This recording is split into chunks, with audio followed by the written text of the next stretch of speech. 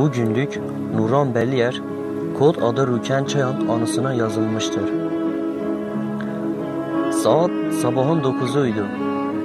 Bir gece öncesinde aralıksız kar yağıyordu. Yeryüzünü beyaz bir tül gibi kapatıyordu. Akşam çıkan kararda diğer kampta hasta olan Ferhat Koçer geril arkadaşımızı alacaktık. Ben, Biritan Şafak, Doza Velat, Nuda Dilara, Mesa Spidar, Rengin Zemyan, Ahmet Serdos yola çıkmıştık. Ama sürekli esen rüzgar bir şamal gibi yüzümüze inerken soğuktan titreyen ellerimiz keleşi tutamıyordu.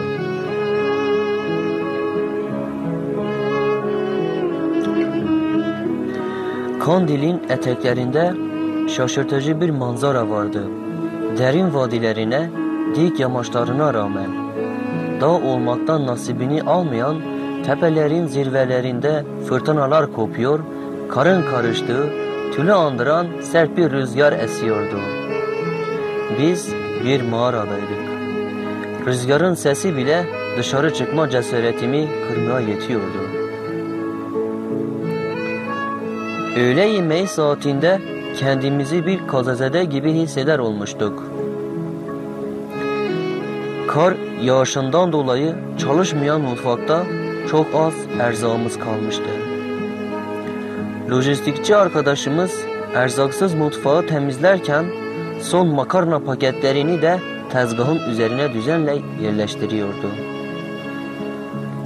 Sanki attığım her adım geriye gidiyordu. Zamanın durması buydu herhalde. Ya zaman durmuştu ya da saniyeler saatlere dönmüştü. Kim bilebilirdi ki ölüme yaklaşıyoruz.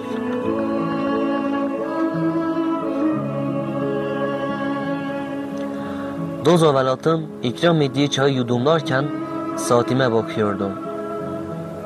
O gün ilk defa özgürlüğe dair konuşmuştum. Kış günlerinin kısalığını hatırlatan jeneratör lambaları aydınlatıyordu. Günlerdir kulağımızda alışkanlık yapan rüzgarın sesi gelmiyordu artık. Gece uçsuz bucaksız bir kuyulukta çöküyordu kampın üstüne.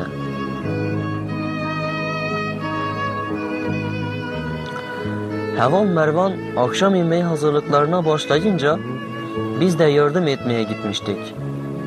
Doza Velat hep soruyordu bana aynı soruyu. Bugün telaşlısın hava Rüken, ama bende bir baş ağrısı vardı. Başım çok ağrıyordu. Biraz uzanayım, belki kendime gelirim demiştim. Ben uzanınca mağara kapısına çığ düşmüş, çıkışımızı kapatmıştı. Biz açmaya çalışırken mutfakta jeneratör çalışıyordu. Nefesimiz kesiliyordu. Ben telsize ulaşınca kampa haber vermek için Nuda Dilara da jeneratörü kapatmaya gitmişti. Ama kapatamadı. Buracıkta nefessiz kalmıştı. Bayılmıştı. Kampa telsiz bağlantısı kurmuştum. Ağzımda sadece bir kelime çıkmıştı. Bu da şuydu: Heval. Bundan sonra nefesimiz kesildi ve hayata noktayı koyduk. Civan kardeşimize saygılar.